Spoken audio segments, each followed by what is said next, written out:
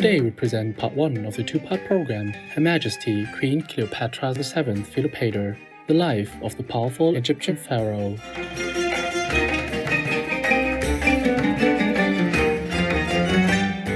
One of the most recognizable figures in human history, Her Majesty Queen Cleopatra has become a symbol of charm and beauty.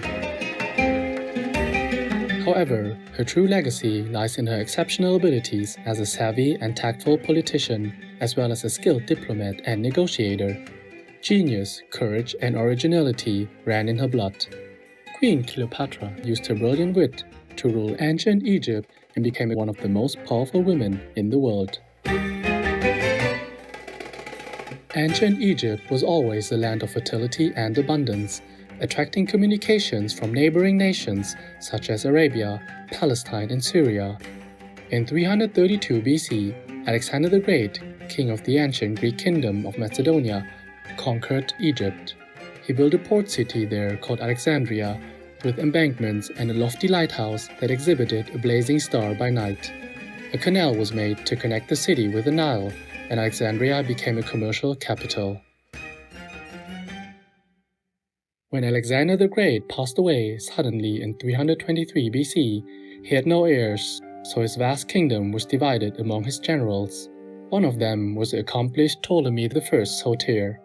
Ptolemy had been good friends with King Alexander since the royal's youth. He served as one of King Alexander's principal generals and was very accomplished in his undertakings, even saving the monarch's life. After King Alexander's passing, Ptolemy I obtained Egypt. He settled in Alexandria, eventually becoming the pharaoh of Ptolemaic Egypt around 305 BC. Alexandria developed into a prosperous Greek city filled with Greek workers. The city gained attention from travelers from around the globe, and King Ptolemy invited Greek philosophers, scholars, poets, and artists to settle in Alexandria. He began building the Library of Alexandria, which became one of the most celebrated collections of manuscripts and books. Upon his demise, King Ptolemy I left his huge kingdom to his heirs. Known in history as the Ptolemaic dynasty, they ruled over Egypt for nearly 3 centuries. His Majesty King Ptolemy XII Olides, a direct descendant of King Ptolemy I Soter, fathered Her Majesty Queen Cleopatra. Contrary to popular belief, Queen Cleopatra was not of Egyptian but rather of Greek descent. She became the last Ptolemaic pharaoh and the last pharaoh to rule over ancient Egypt before it fell under Roman control in 30 BC.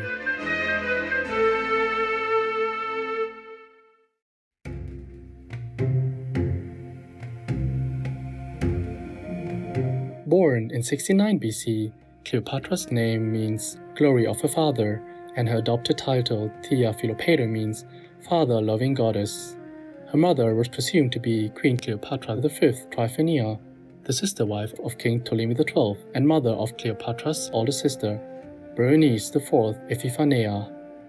As in other royal families, intermarriage was common in the Ptolemaic dynasty to preserve the purity of their bloodline.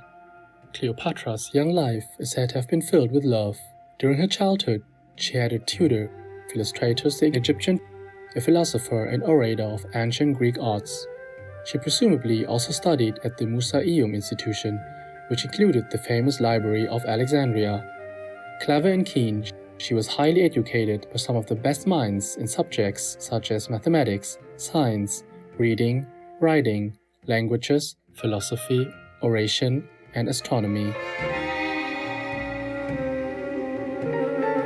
In 58 BC, a revolt broke out in Egypt, and Cleopatra's older sister, Berenice IV, claimed King Ptolemy XII's throne. Cleopatra presumably accompanied her father during his exile to Rome. King Ptolemy XII returned to rule Egypt in 55 BC with the help of the Roman military. According to some accounts, Her Majesty's future spouse, Mark Antony, was part of the Roman expedition and first fell in love with the 14-year-old Cleopatra at that time. Some sources report that King Ptolemy XII would have made Cleopatra a co-regent in 52 BC. Upon her father's passing in 51 BC, the throne of Egypt did pass to the 18-year-old Cleopatra and her 10-year-old brother, Ptolemy XIII. In Egyptian tradition, a woman needed a male consort to rule. It is thought that the two siblings married and served as co-regents. Queen Cleopatra inherited a kingdom that had been diminished, as well as her father's debts to the Roman Republic. Early in her reign, she faced several pressing issues, such as famine caused by drought. She ordered the distribution of food to the starving populace. Queen Cleopatra was an astute monarch with an ability to bring peace and prosperity to her country, and she quickly re-established Egypt's wealth. Throughout her reign, her main concern was Egypt's relationship with the powerful Roman Republic, which had taken control of most of Europe and parts of North Africa. Queen Cleopatra worked hard to establish good relationships with Rome's leaders, offering them financial support and resources. As Egypt was a substantially rich country, Rome began to depend on its wealth. At the same time, Queen Cleopatra kept Egypt independent from Rome. Both King Ptolemy XIII and Queen Cleopatra sought to obtain sole power, and the king's advisors soon turned against the queen. In 49 BC, she was forced to flee Egypt and take refuge in Syria for a year, before returning to challenge her brother for the throne.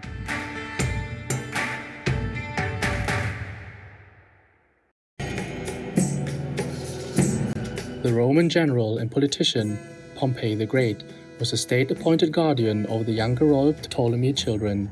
In 48 BC, he came to Egypt seeking refuge from his pursuing rival, Roman general and statesman Julius Caesar. However, he was betrayed by King Ptolemy XIII. Repelled by this injustice, Julius Caesar concluded that the king was not a good ruler for Egypt. Upon his arrival in Egypt, Julius Caesar set himself up in the royal palace. Meanwhile, Queen Cleopatra, who was still in exile, quickly realized that she would need Roman support to reclaim her throne. Her dream was to restore the glory of Egypt as during the reign of the first Ptolemies, as well as its vast kingdom spreading from North Africa to West Asia. Her Majesty recognized a chance to work with Julius Caesar to regain power. Knowing her brother would deny her an audience with the Roman general, Queen Cleopatra arrived at the palace in a small boat at night and, wrapped in a rug, was snuck into Julius Caesar's personal quarters. From this encounter, it is said that he fell in love with the courageous, clever young queen. They became both allies and lovers, and he had Queen Cleopatra reinstated as co-ruler with her brother.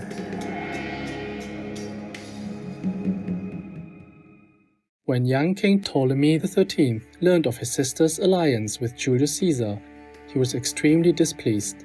The couple were besieged at the palace for the winter and in the spring, but when Roman reinforcements arrived to assist them, King Ptolemy XIII was forced to flee Alexandria.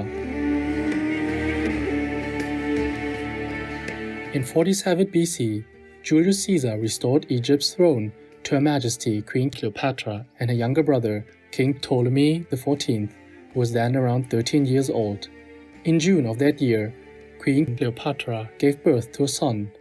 Although Julius Caesar was quiet about the event, he was believed to be the infant's father. Queen Cleopatra's child was named Ptolemy Caesar, but the Egyptians knew him as Caesarion, or Little Caesar.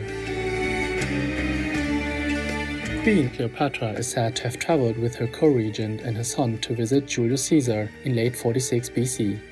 She stayed at Caesar's private villa, beyond the Tiber River.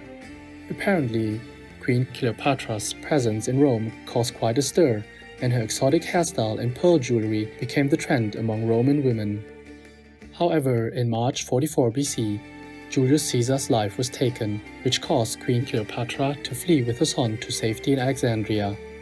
After King Ptolemy XIV passed away in 44 BC, Her Majesty Cleopatra remained as Queen of Egypt, elevating her 3-year-old son, Caesarion, as co-ruler King Ptolemy XV.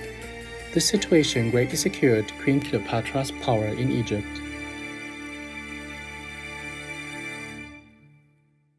Queen Cleopatra identified herself with the Egyptian goddess Isis, helper of the departed entering the afterlife. She distinguished herself with this divinity to further reinforce her position as Her Majesty the Queen of Egypt.